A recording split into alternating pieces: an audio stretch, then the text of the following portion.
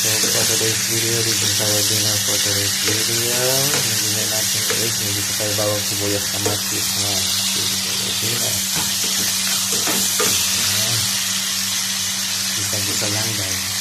After gisa-gisa, so sardinas 555 baka naman. Ayan. Ito na natin ang sardinas.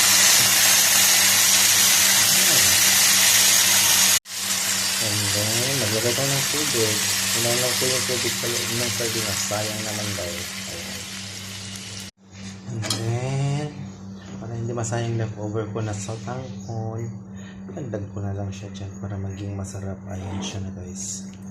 So, this is our dinner for today's video. So, like, i-boil ko na lang siya. And then, ready to eat.